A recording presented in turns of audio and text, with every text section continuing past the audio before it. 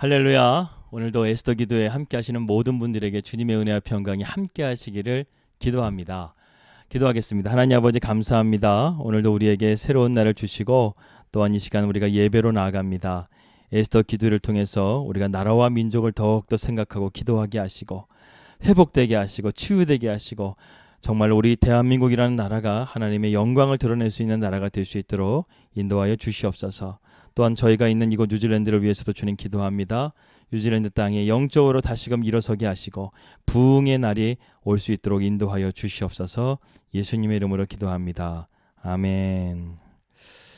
좋으신 하나님 찬양하겠습니다. 좋으신 하나님, 좋으신 하나님, 참 좋으신 나의 하나님, 우리의 기도를 응답해 주시는 참 좋으신 나의 하나님, 한없는 축복을 우리에게 주시는 참 좋으신 나의 하나님, 참 좋으신 나의 하나님.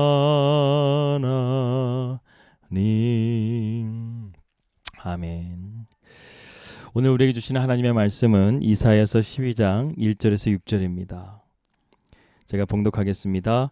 그날에 내가 말하기를 여호와여 주께서 전에는 내게 노하셨사오나 이제는 주의 진노가 돌아섰고 또 주께서 나를 아니하시오니 내가 주께 감사하겠나이다 할 것이니라. 보라 하나님은 나의 구원이시라. 내가 신뢰하고 두려움 없으리니 주 여호와는 나의 힘이시며 나의 노래시며 나의 구원이심이라.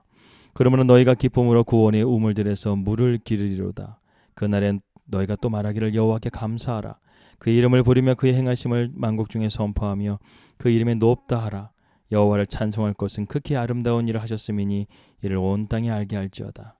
시온의 주민아 소리 높여 부르라. 이스라엘의 거룩하신 이가 너희 중에서 크심이니라 할 것이니라. 살아계신 하나님의 말씀입니다. 오늘 우리는 이사야서 12장의 말씀을 통해서 잃어버린 감사의 회복이라는 말씀으로 하나님 말씀 나누도록 하겠습니다. 이사야서 12장의 말씀은 모든 것을 잃었다가 다시 회복된 경험을 해본 사람들의 가슴 벅찬 찬송시라고 할 수 있습니다. 12장 1절의 말씀입니다. 그날에 내가 말하기를 여호와여 주께서 전에는 내게 진노하셨으나 이제는 주의 진노에서 돌아섰고 또 주께서 나를 안위하시오니 내가 주께 감사하겠나이다 할 것이니라. 이렇게 말씀하고 있습니다. 이스라엘이 마침내 압제자의 속박에서 벗어나는 날에 회복된 이스라엘 백성들은 자발적으로 하나님께 감사와 찬송을 올리게 될 것이라는 말씀을 지금 하고 있습니다. 그 이유는 첫째로 하나님의 진노가 돌아섰기 때문이고 둘째로 하나님이 안위하시기 때문이고 하나님께서는 이러한 진노에서 돌아서시고 안위하심을 통해서 이스라엘 백성들에게 은총을 베푸셨다는 것입니다. 하나님께서는 이스라엘의 죄악의 진노에 대해서 심판을 하시고 있었습니다. 그런데 그것을 완전하게 그들에게 진노를 다 쏟아부으신 것이 아니라 그들을 때렸지만 멸망까지는 때리지 않으셨고 중간에 멈추셨다는 것입니다. 하지만 하나님의 진노를 완전히 멈추신 것은 아니었습니다. 다만 멸망으로부터 그들을 건져주신 것이었죠. 여기서 아니라는 말은 상처를 치유함과 동시에 일어날 힘을 주는 것을 의미합니다. 비록 우리의 죄 때문에 당연히 맞아야 할 매를 맞긴 하셨지만 사랑의 하나님께서는 우리를 그렇게 버려두지 않으신다는 것입니다. 우리의 매맞은 상처를 쓰다듬어 주시면서 치료해 주시고 격려해 주시고 다시 일어날 힘을 주신다는 것이죠. 12장 2절입니다. 보라 하나님은 나의 구원이시라. 내가 신뢰하고 두려움이 없으리니 주 여호와는 나의 힘이시며 나의 노래이시며 나의 구원이심이라. 여기서 보라라는 말은 우리가 경험해보지 않았느냐라는 뜻을 가지고 있습니다. 이제 하나님의 기적 같은 구원을 체험한 지금 그들은 더 이상 세상의 권세를 두려워하거나 세상을 의지하지 않는다는 것입니다. 하나님의 기적과 같은 구원을 분명히 체험했기 때문이죠. 그래서 보라, 하나님은 나의 구원이시라라고 고백한다는 것입니다. 우리가 회복의 하나님을요 제대로 체험하게 되면 하나님이 정말 이 우주 가운데서요 나만을 위해서 일하시는 것 같아요. 하나님의 기적이 회복시켜 주시는 사람들을 우리는 주변에서 많이 보게 됩니다. 그런 사람들은 세상을 보는 눈이 분명히 우리와 달라요. 그들은 하나님만이 진정한 구원자요 환난 날에 도움이심을 분명하게 믿고 확신하며 증거까지 한다는 것입니다. 그래서 욥과 같이 예전에는 내가 귀로만 들었지만 이제는 눈으로 내가 본다는 이 고백이 그냥 나오는 것이 아니에요. 자기의 체험으로부터 살아계신 하나님을 확신하며 믿음으로 나아가게 된다는 것입니다.